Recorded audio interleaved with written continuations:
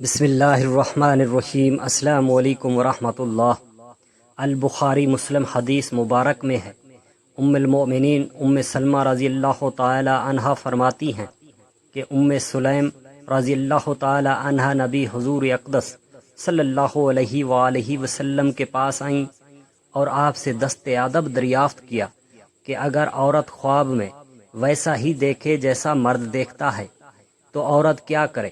آپ صلی اللہ علیہ وآلہ وسلم نے فرمایا، ہاں، جب پانی یعنی منی دیکھے تو غسل کرے۔ میں نے ام سلیم رضی اللہ تعالی عنہا سے کہا، تم نے تو عورتوں کو رسوا کیا، یعنی ان کی جگ ہنسائی کا سامان مہیا کر دیا، عورت کو بھی احتلام ہوتا ہے؟ نبی کریم صلی اللہ علیہ وآلہ وسلم نے فرمایا، تمہارا بھلا ہو، اگر ایسا نہیں ہوتا تو کس وجہ سے بچہ اس کی مشابہ ہوتا ہے؟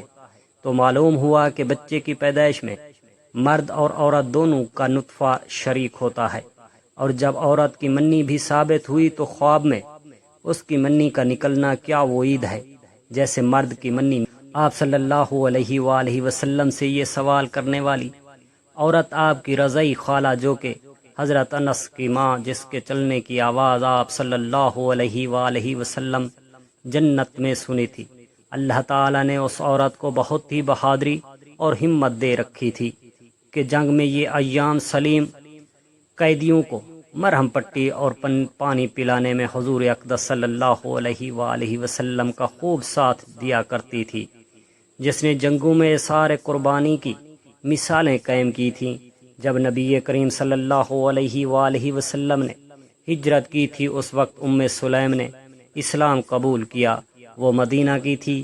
ام سلیم کے شوہر کا نام مالک بن نضر تھا، جو کہ کسی کاروبار کے سلسلے میں دوسرے شہر گیا ہوا تھا۔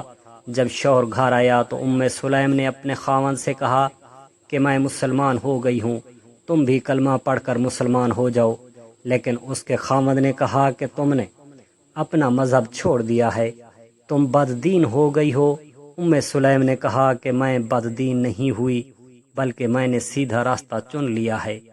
اس کے شوہر نے دین اسلام کی دعوت نہ قبول کرتے ہوئے صاف صاف انکار کر دیا تھا۔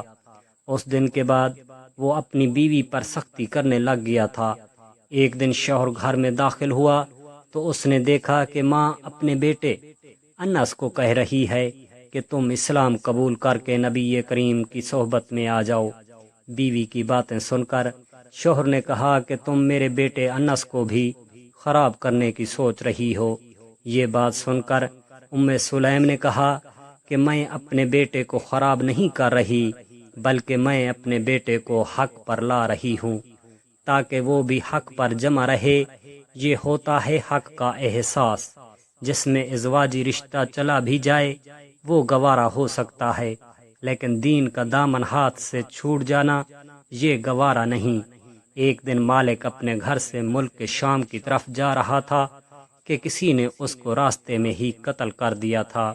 حضور اقدس صلی اللہ علیہ وآلہ وسلم جب ہجرت کر کے مدینہ میں آئے تھے تو سب نے آپ صلی اللہ علیہ وسلم کی خدمت میں اپنی توفیق کے مطابق کچھ نہ کچھ تحائف تحفے دیے تھے۔ اس پر ام سلیم نے سوچا کہ میں آقا دو جہاں کے لیے کیا کر سکتی ہوں۔ اس طرح ام سلیم نے اپنے بیٹے حضرت انس کو آپ کی خدمت میں پیش کرتے ہوئے عرض کیا، یا رسول اللہ صلی اللہ علیہ وسلم، آج کے بعد میرا یہ بیٹا آپ کا خادم ہے۔ اس طرح ام سلیم نے اپنا بیٹا آپ کی خدمت میں وقف کر دیا تھا۔ حضور اقدس کی خدمت میں انس نے 10 سال بسر کیے تھے۔ حضور اقدس صلی اللہ علیہ وآلہ وسلم نے مجھے کبھی بھی نہیں ڈانٹا۔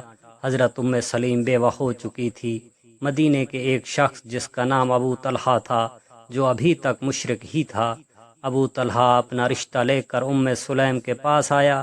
جب اس نے ام سلیم سے شادی کی بات شروع کی تو ام سلیم نے کہا کہ ابو طلحہ، آپ جیسے بڑے سردار کو شادی سے انکار تو نہیں کیا جا سکتا، بلکہ اصل بات یہ ہے کہ تم کافر ہو اور میں مسلمان ہوں۔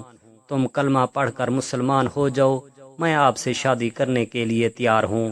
ابو طلحہ نے کہا کہ میں آپ کو سونے اور چاندی کا حق مہر دینے کو تیار ہوں۔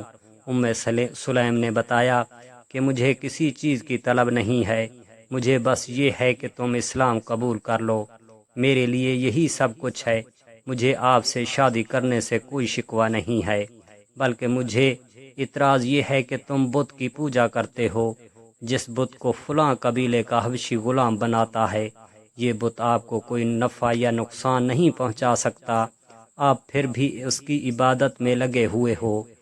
سلیم کی بات سن کر وہ ایک دن حضور اقدس صلی اللہ علیہ وآلہ وسلم کی خدمت میں پیش ہوا اور اسلام قبول کر لیا۔ یہ اسلام کی پہلی شادی تھی جس میں مہر اسلام میں قبول کرنا طے کیا گیا۔ حضرت سلیم رضی اللہ تعالی عنہ اور ابو طلحہ رضی اللہ تعالی عنہ کو اللہ تعالی نے ایک لڑکا دیا جس کا نام انہوں نے ابو عمیر رکھا۔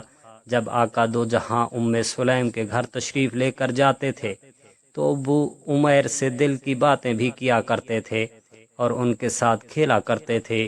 ایک دفعہ ابو عمیر بیمار ہو گئے، دوسری طرف حضرت ابو طلحہ فجر کی نماز رسول اللہ صلی اللہ علیہ وآلہ وسلم کے ہمراہ ہی ادا کرتے تھے۔ گھر آ کر کھانا کھاتے، معمول کا کام کرتے اور پھر ظہر کے وقت نماز ادا کرنے کے لیے چلے جاتے تھے، پھر گھر عشاء کی نماز ادا کر کے ہی آتے تھے۔ ایک دن حضور اقدس صلی اللہ علیہ وآلہ وسلم ابو عمیر کے پاس ہی تھے کہ بیماری بہت ہی بڑھ گئی تھی، جس کی وجہ سے ابو عمیر کی روح پرواز ہو گئی۔ سلیم نے اس کی موت کا کسی کو نہ بتاتے ہوئے اپنے گھر والوں سے بھی کہا کہ کوئی بھی رونا دھونا شروع نہ کرے۔ جب ابو طلحہ گھر میں آئے تھے تو ابو طلحہ نے بچے کا حال پوچھا تو سلیم نے جواب دیا کہ پہلے سے کافی بہتر ہے۔ سلیم نے سب سے کہہ رکھا تھا کہ کوئی ابو طلحہ کو بچے کی موت کے بارے میں خبر نہ دے، میں خود ہی اس کو بتاؤں گی۔ سلیم نے ابو طلحہ کے لیے کھانا تیار کیا۔ جب وہ گھر آئے تو ان کو اور ان کے ساتھ جو ساتھی تھے ان کو کھانا دیا۔ سب نے کھانا کھایا تو ابو طلحہ کے سب ساتھی گھر سے کھانا کھا کر چلے گئے۔ جب سب چلے گئے تو سلیم نے اپنے جسم کو خوشبو لگا کر تیار کیا۔ جب وہ اپنے خاوند کے پاس گئیں تو خاوند بھی اس کی خوشبو سے ان کی طرف مائل ہو گئے۔ اگر غور کیا جائے تو سلیم بھی عورت تھی، ان کے پاس بھی وہی دل تھا جو آج کی عورت کے پاس ہے۔ ان کے دل میں بھی بچے کی محبت تھی، بچہ تو فوت ہو چکا تھا۔ حضرت سلیم اللہ تعالی کے فیصلے پر صبر سے جمی رہی۔ جب رات کافی گزر گئی تو سلیم نے ابو طلحہ سے کہا کہ آج ایک عجیب واقعہ ہوا ہے کہ اللہ تعالی نے ہمارے بچے کو اپنے پاس بلا لیا ہے، ہمارا بچہ فوت ہو گیا ہے۔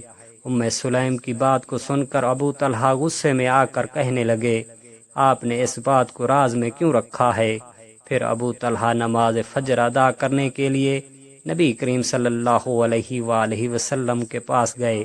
نماز فجر ادا کرنے کے بعد ابو طلحہ نے سارا واقعہ سنایا تو اللہ تعالیٰ کے آخری نبی صلی اللہ علیہ وسلم نے فرمایا، اللہ تعالیٰ تمہاری اس رات میں برکت عطا فرمائے گا۔ چنانچہ اس رات سلیم رضی اللہ تعالی عنہا حمل سے ہو گئیں۔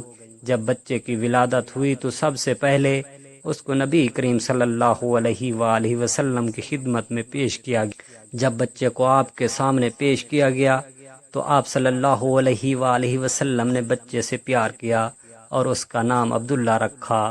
اللہ رب العزت ہم تمام مسلمانوں کو اپنے حفظ و امان میں رکھے، آمین یا رب العالمین۔